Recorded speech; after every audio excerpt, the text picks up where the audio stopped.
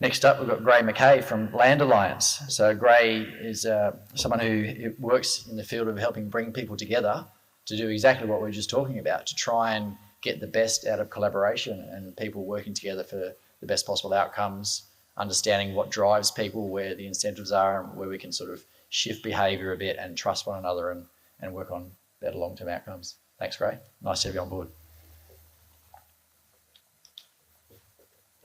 Thank you, and thanks very much for inviting me along to speak. I'll go through a few slides, but really it's a bit of a conversation starter and give you some information about what I've done.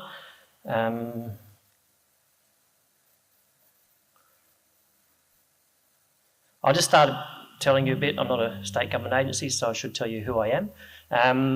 I have worked with NRMs and different groups like that in the region for some time. A few years back, I decided that I wanted to keep doing what I love doing, which is actually working with people. So I started my own business and work in this space where I can bring people together. One of the biggest things I found over my years working with different groups is the biggest threat to managing land is the disconnect between people and disconnection with regional and city and policymakers. Even at a local level, the disconnection is a big one. So part of my ethos and what I love doing is creating opportunities for people to come together and develop solutions and then coordinate effort.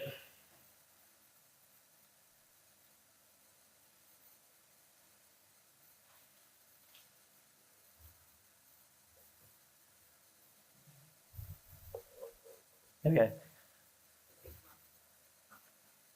Big one.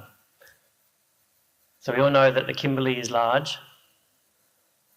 The threatening processes are complex and there's lots of them. And as Bobby said, the resources are very small. So to make any sort of difference managing land, I think we actually need to work better together. And when we work together, what I'm talking about is across tenure with different organisations. So you've probably all seen this diagram over here. It's a triple bottom line. It's about environment and social, community, finance. If you can get a sweet spot, we call that sustainability. The problem with that model is when you put people in the picture, it actually looks a bit more like that. It's chaotic, it's complex. I don't know how you describe it, but it's very tricky to manage these very simple ideas. While I'm talking about complex, I'll just share this one because this is really helpful for me to try and make sense of all this stuff that we do. It's called a Kinefin model. Don't worry about that. What it's trying to tell us is that on this side, you've got simple and complicated. Those are ways of describing how you deal with an issue. If it's simple, if I want to drive my car from point A to point B, don't tap that. It's a simple thing. We know we get in the car and we drive to point B. Car breaks down on the way to point B. I don't have the skills to do that. So I need to get a mechanic, but it's still doable. I get a mechanic, fixes my car, I still get to point B. So these simple and complicated are, you can actually achieve what you're trying to achieve. The problem with the simple is that's where politicians like to go. They'll see a very complex problem and they'll offer up a very simple solution, and as soon as you do that, it collapses. So the space I sort of work in is over the other side, which is about complex systems. And the thing to know about complex systems is it's no longer solution driven. You don't go from point A to point B. You have goals. So you basically whittle away piece at a time to try and move the conversation forward. It's no longer, as soon as you start going from point A to point B, you've collapsed into the simple and you lose all of the complexity that we need to keep alive to manage a situation. So I do a bit of work with groups and particularly around managing fire. One of the groups that we work with is there's traditional owner ranger groups. There'll be pastoralists in the room. There'll be state government agencies. They've got their own agendas. They've got their own goals. They'll use different tools sometimes. And my space is really trying to find what's the shared goal that all of them can find some agreement on. And just it's important to note that finding that sweet spot doesn't mean changing the way they do things. So going to a pastoralist and say, oh no, these guys know better, you need to do it their way. It's not about that. It's actually honouring where they're coming from, the tools they use, the lessons they learnt. But somewhere in the middle there is actually an agreement. And I haven't been around for a long time, but I've been around long enough to know that there's a lot of common language. People are actually saying the same things, they just use different words to describe it, and sometimes it's heated, but it's quite funny on the outside because they're saying a similar thing. Just another thing I wanted to raise, there's a thing called a program logic. What that means is you just step back, look at a problem and you go, what's the issue, what am I doing, and what's the outcome I'm trying to achieve? It's a very simple thing, it's been around for a long time. One of the biggest things I think when we start tackling issues like this is spending the time to look backwards at what the real issue is, not just go ahead blazing forward because we've done it this way for years and that's what we've got to do. It's again, I looked to Lee Scott Virtue, who I came and saw very early on in my days in the Kimberley, and just keep banging away at an issue with the same thought pattern without stopping and looking at what's the actual issue going on here. And that was a really helpful thing for me to understand how to manage issues. Is no point just looking at science or looking at who's doing what. You actually, if it's a communication thing or if it's a people problem, then we actually need to address that, not just keep pushing forward.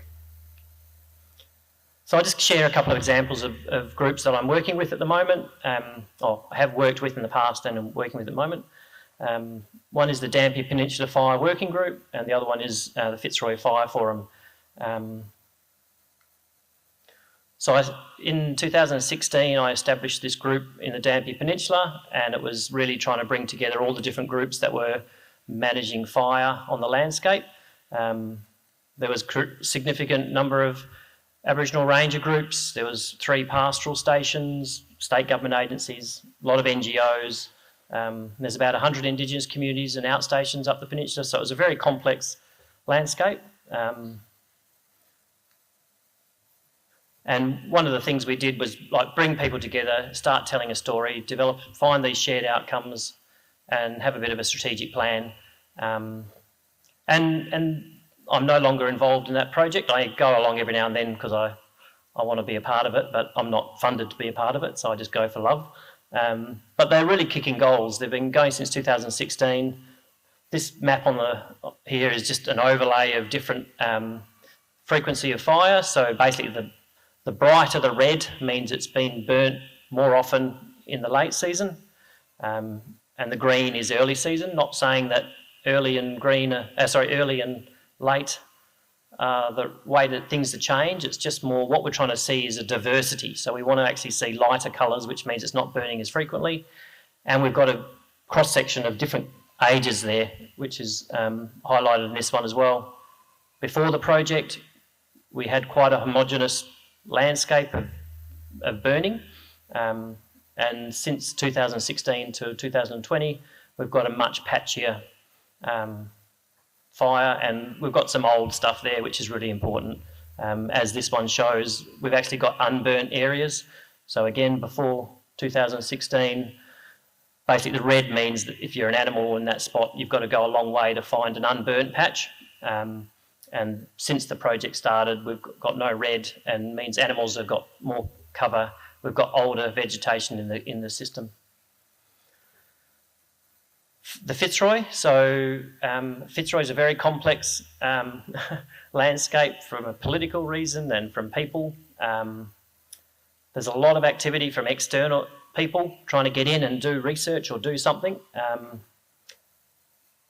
But the key to bring all those groups together was to find a common enemy, and the common enemy was managing fire. They all could agree on one thing, couldn't agree on everything else, but they could agree that they don't want to see large-scale, unmanaged wildfires come across, whether it's a pastoral lease across their native title country, whatever it was, the national park.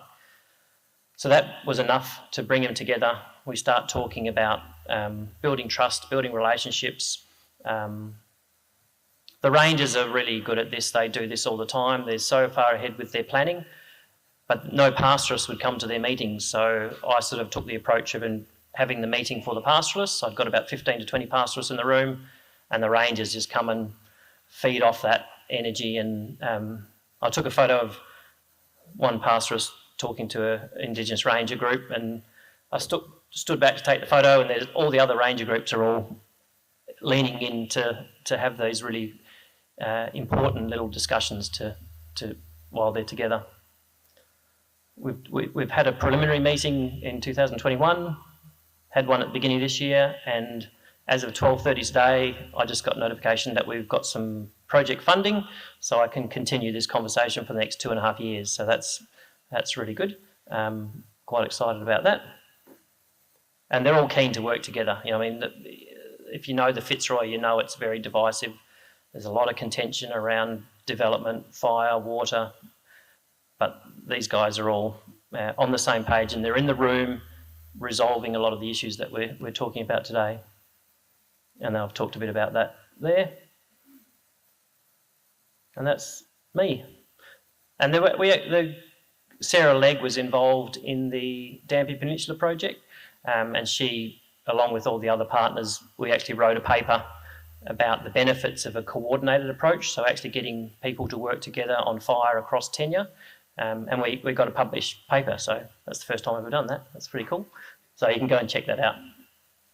And that's me. Thank you very much.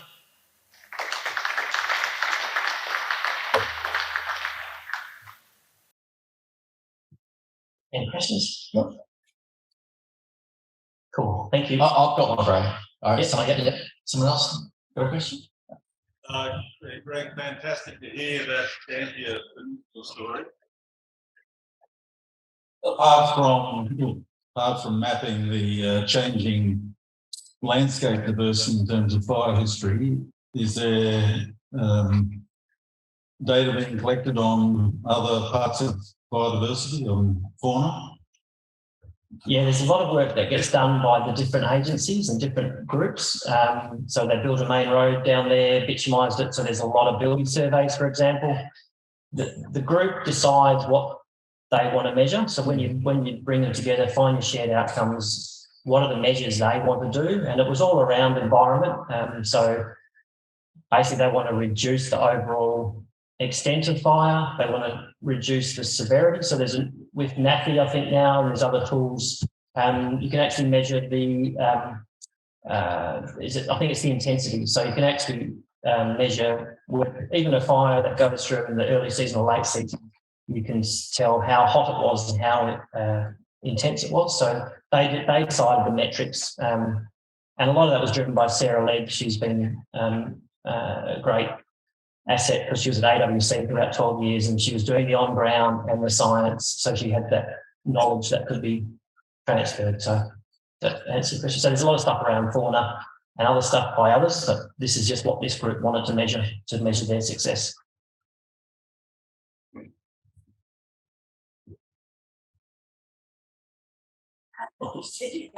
Graham, are you finding that the other ranger groups, like the Dadungari and other groups, coming together with the Fitzroy Rangers? I don't think Dampier are involved. It's more, I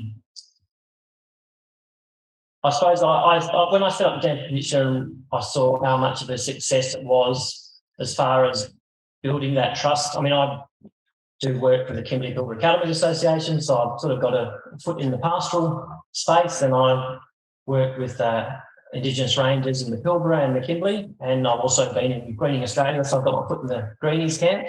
And so having that neutral body to bring those different groups together is critical. So I saw the Dampier Peninsula was such a success, I need to replicate this elsewhere, and the Fitzroy was just screaming out for help. So I actually spoke to another pastoralist over in the East Kimberley, and they want me to come and talk to them at Halls Creek. So there's probably a whole conversation there around the bungles and things like that. So I think this is something I want to be able to, not me personally, it needs to, it can't just be me. There's only one of me, but this sort of helping groups work better together is critical everywhere. So I think there'll be a space where Dunby and Mungari can get involved in those conversations. They're just probably a bit far out of the Fitzroy conversation at the moment. The latest question, and in regards to you said you've got your funding has come through for another 2.5 years.